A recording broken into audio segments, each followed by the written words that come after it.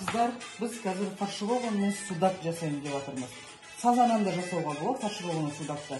Бізде мына жерде где-то 3 килограммдық судак, 2 килограммдық судактан да бола береді. Бірақ кішкентай судактардан фаршированный судак шықпайды. Енді бізде ішіне қоспасы кабачки, кабачкиді кубиктап турап алдық. Свежий перец мұның арасында тұр. Піскен сәбіз, міндетті түрде піскен сәбіз болу керек. Одан кейін 500 грамм куриный филе, бұның мясорубкадан өткіземіз қазір. Одан кейін для рыб вегет табамыз бар, 2 жұмыртқамыз бар, тұз, чеснок, көк пияз, қара бұрыш, қызыл бұрыш және сұйық майымыз. Енді біз қазір ең бірінші сыртын бәрін жуып тазалап алдық. Ең бірінші мынандай артық қанаттарын кесіп алып тастаймыз. Құйрығын да кесіп алып тастаймыз, себебі бізде духовкада піскенде құйрығы қаясып қалады. Қатып, формасын өзгертеді.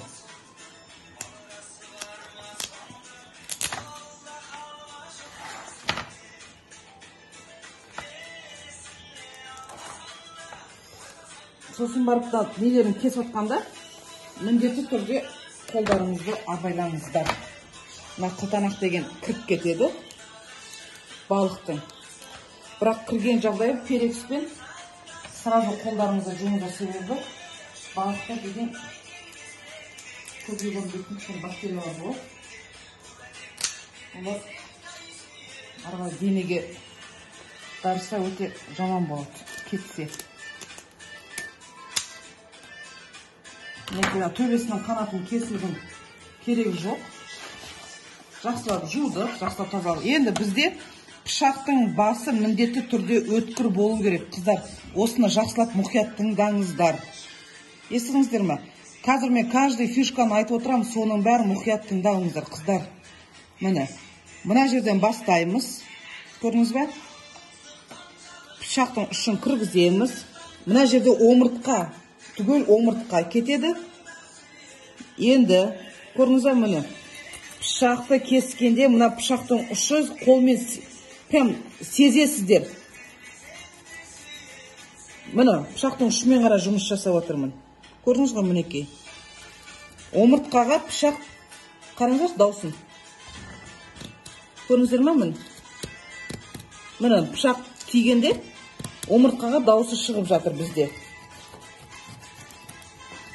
Құйрыққа даққан салып бармайсыздар. Енді кәдімгі қойды осқандай, менде қазір кішкене замороженный судак болып тұр.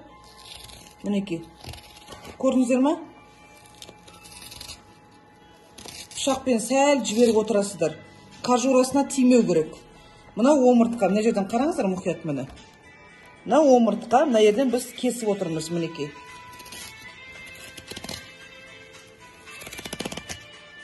Бір-екі рет жасағаннан кейін бұның ешқандай қиындығы жоқ. Әрине бірінші жасағанда сәл уақытты алады, қиналасыздар дегенде.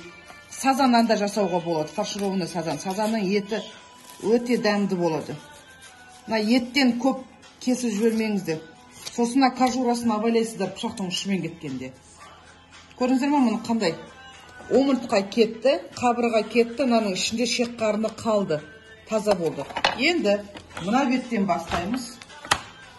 Құйрықтан бастайсың. Мына жерден қайырдан кесілді. Қараңыздар. Міне. Көрдіңіздер ме міне? Мен жайлап ақырын бастайын.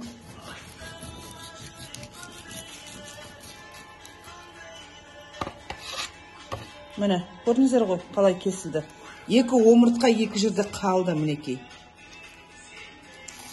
Енді баяу түрде, сіздер мен сияқты профессиональный болмағанда, мен тез қимылдаймын. Сіздерге баяу түрде көрсетейін мінекей. Менде қазір мұз болып қатып тұр, сәл ашылу қиындау болып отыр. Міне көрдіңіздер ме? Қандай қабырғаның дауысы естілді.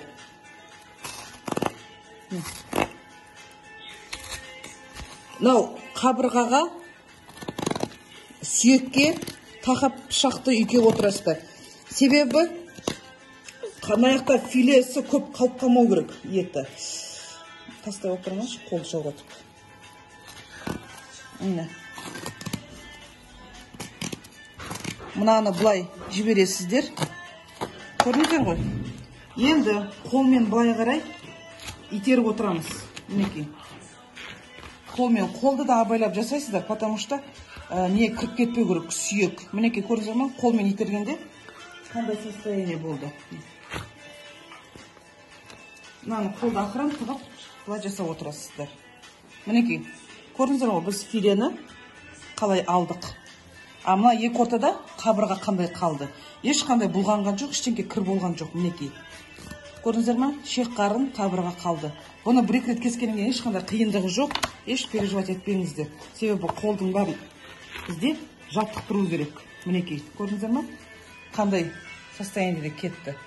Осылай алады. Қолмен ақырындап жылжытып отырасыздар. Енді бізде қалай омыртқаларды бөліп аламыз. Мына жақтан ақырындап кесіп аласыздар. Мына омыртқаны. Көрдіңіздер ме? Қыздар, мына құйрығын айттым ғой. Бұлай бір майыстырасыздар, себебі мына омыртқаны сындыру керек. Одан кейін бұлай бір майыстырасыздар. Көрдіңіздер ме? Міне. Омыртқа сынды. Енді мынандай қолдарыңызды абайлайсыздар, мынандай қылтанақтарына.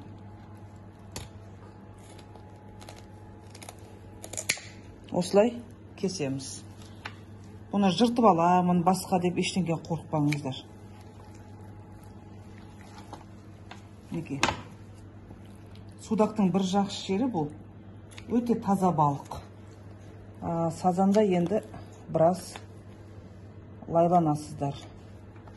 Сазанда опасные өтті жарып алмау керек. Енді қараңыздар. Мына жерде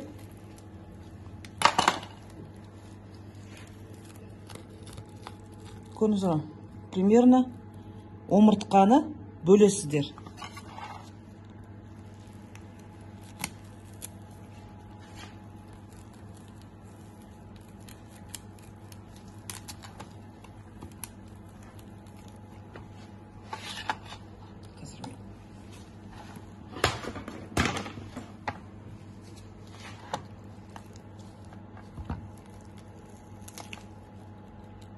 Қалыңдау пышақ болса, тегі жақсы, себебін балықтың сүйегі ірі. Көрдіңіздер ме? Міне омыртқадан бөлінді. Мінекей.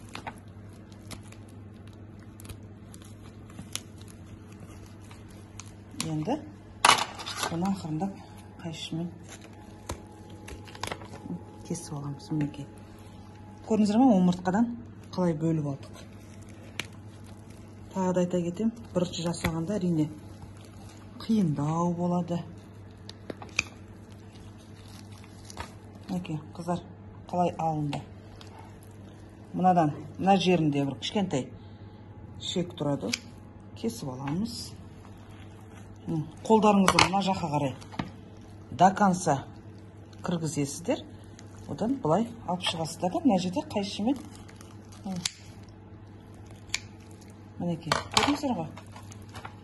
Қандай тап-таза балық шыға келді. Мінекей. Енді бұны қазір жуып тазалап аламыз. Ішінің бәрін жуып тазалаймыз да, мына филесінің бәрін пышақпен кесіп аламыз. Балығымызды жуып тазалап алдық, ішінің бәрін көрдіңіздер. Енді мына жерден бастаймыз. Мінекей. Жайлап кесіп көрсетем.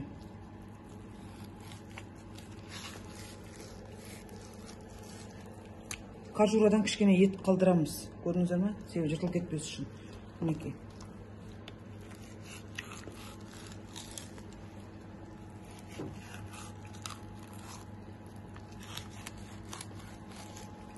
Балықтың филесін міне осылай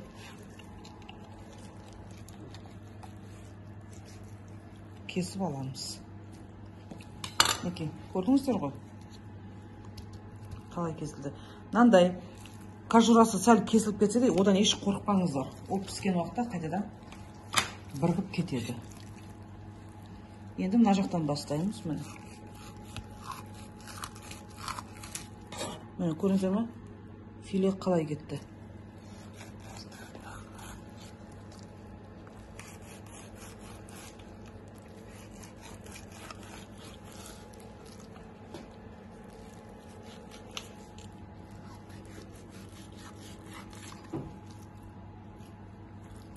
Мінекей, біз балығымыздың филесінің бәрін кесіп алдық. Сырты қалды. Оны былай қойып қоямыз. Ендігіде біз осы филені, курини филені бәрін мясорубтан өткізіп аламыз. Курини филе не себептен? Себебі ішіндегі балықтың етін, перец, кабачки бәрін филе біріктіріп тұрады.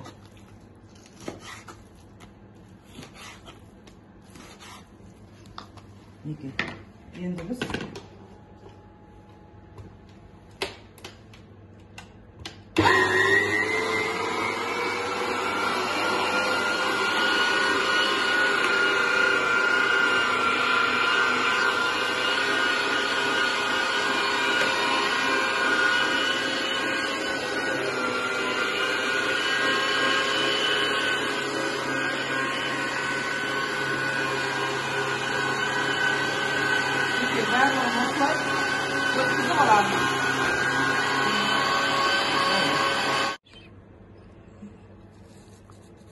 біз филемізді өткізіп алдық. Мінекей, курини филемен судақтың филесін. Ендігіде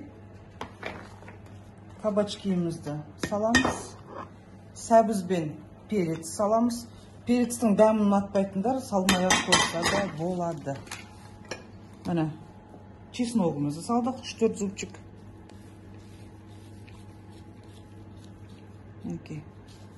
Укроп, көк пияз, бәрі кетті. 2 жұмыртқамызды саламыз. Бұл жұмыртқада басын біріктіріп тұрады. Ішіндегі фаршымыз турағанда шашылмай түсетіндей болады. Ендігіде міне 1 қасық тұз саламыз. Мына вегетаның ләріп специяны 1 саламыз. Специя ұнатпайтындар ол міндетті түрде салмай қойса да болады, салса да болады. Сәл ашытылау дәм беру үшін столовый ложканың ұшындай ғана қара бұрышта. Ендігіде сұйық май құямыз. 50 грамм сұйық май жетеді. Енді бұның бәрін аламыз да қолмен жақсылап мыжып аламыз. Пияз қоссаңыздар да болады. Мен особо пияздың дәмін онша ұната қоймаймын. Бір пияздың өзінде бір запах ұнамайды маған ол жерде. Сол себептен мен көбінесе чеснок пайдаланамын. Кейбіреулер айтып жатады, бізге бір перцтің дәмі ұнамай тұр дегендей. Мен ол әркімнің дәм жаңағы сезуі әртүрлі. Бірақ негізі өзінің таза құрамы осы. Көріңіздер ғой. Енді ақырындап тұзын көреміз. Тұзы тамаша. Міне 1-2 минутқа қойып қоямыз. Өзінің құрамындағылар сіңу үшін. Мінекей. Енді біз балығымызды дайындаймыз. Көріңіздер, балықты жуып алдық, тазаладық. Қалай ыңғайлы солай.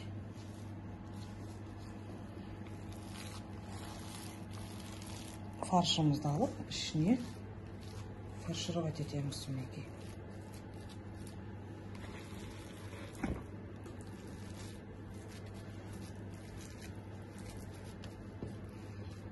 Бұның тек кішкене бір кесіп алуына бір қиналамыз дегеніңіз болмаса, өте дәмді балық. Көріңіздер, бұны осылай формасын келтіріп аласыздар.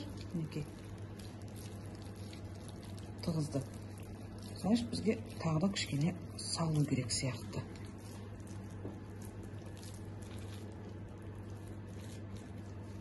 Мынандай пішіне қарайды кіргіздіріп жібересіздер.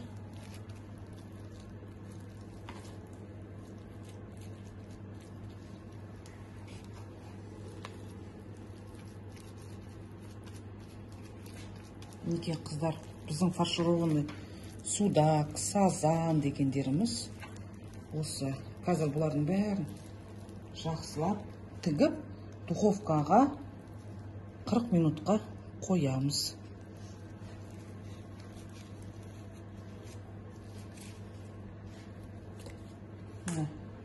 жуалдыз инемізді дайындап алдық. Енді бұны түгу әдісін бастаймыз.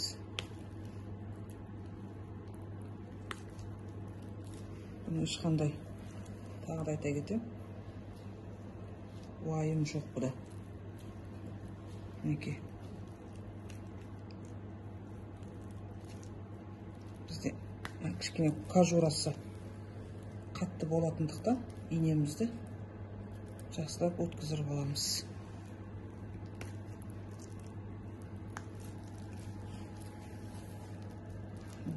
Ішіне тығып формаларын әдемілеп осылай тіге бастайсыздар. Листімізге пергамент бумаганы обязательно саласыздар. Балықтың орнына қарай май қоямыз. Балықты міне полный тігіп алдым. Көрдіңіздер ғой. Қараңыздар қыздар, балықтың бәрі тігілді. Ешқандай қорқыныш жоқ. Енді бұны аламыз да. Формасының бір жері қуыс, бір жері көп болып кетпес үшін осындай формада істейміз. Көрдіңіз ғой мұны? Бәрін бірдей қыласыздар. Мейірімен әдемілеп сипалайсыздар, менің балығым әдемі болып піссін деп. Мінекей, көрдіңіз қандай тамаша формада. Как будто балықтың өзі дайын болды. Енді бұның үстінен аламыз да, сәл ғана май құямыз. Не себептен? Қазір потом не жағамыз, атын етті. Фольга төсегенде фольгамыз балыққа жабысып қалмас үшін. Мінекей, бұны фольгаға ораудың қажеті жоқ. Тек қана бетін осылай фольгамен жабамыз, болды. Не себептен фольгамен жабамыз? Фольга ішіндегі влажностьті ұстап отырады. Егер фольгасыз істейтін болсаңыздар, мына қабыршықтың бәрі кеуіп піседі. Кеуіп піскеннен кейін бар, бұны тураған сіздерге қиынға түседі. Білдіңіздер ма? Пышаққа сразу, ал енді ішінде фаршированный болғандықтан балық езіліп кетеді пышақпен турағанда. Сол себептен біз фольганы жабамыз. Фольга влажностьті ұстап отырады да, біздің балығымыз жұмсақ болып тұрады, кескенде әдем болып кетеді. Енді 180 градуста 1 сағатқа қоямыз. Әркімнің пеші әртүрлі. Біреулер 200 градус. Бізде, например, менде 180 градустың өзі қызуы өте жақсы болғандықтан мен сондай градусқа қойдым. 1 сағатқа қоя. 1 сағат емес, 45 минут жетеді. Қыздар, біздің судак суыды. Мынандай астау ыдысымыз бар. Үлкен, өздеріңіз білесіздер, қандай ыдысқа салам десеңіздер, өздеріңіз білесіздер. Мен ақырындап мына жерде тіккен жіптерін кесіп алдым. Енді суығаннан кейін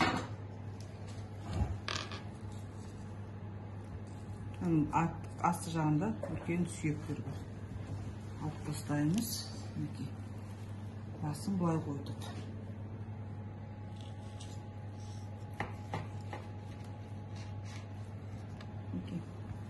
Пышақтарыңыз өткір болу міндетті. Көрдіңіздер ғой.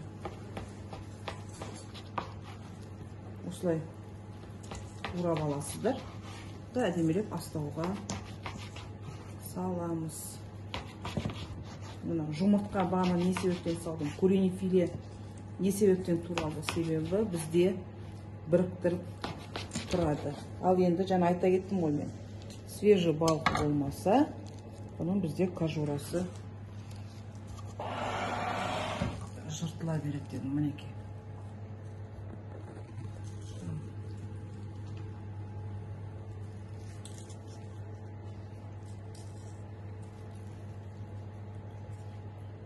Осылай қатар-қатарымен сала бересіздер. Әрмен арға жалғастырып әдемі салуды өздеріңіздің фантазияларыңызға байланысты. Көрдіңіздер ғой мінекей. Мына жақта.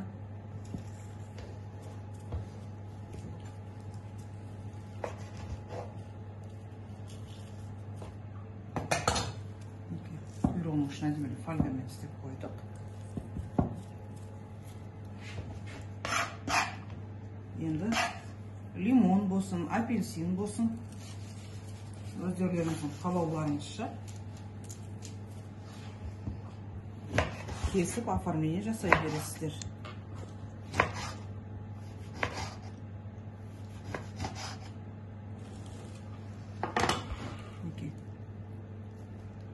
ортасына осылай кіргіздіріп. Ешқандай қиындық жоқ, әркімнің фантазиясы әр түрлі. Қалай фантазия жасағыларыңыз келеді, қалай сәндегілеріңіз, әрлеулеріңіз келеді, сол бойынша жасай бересіздер.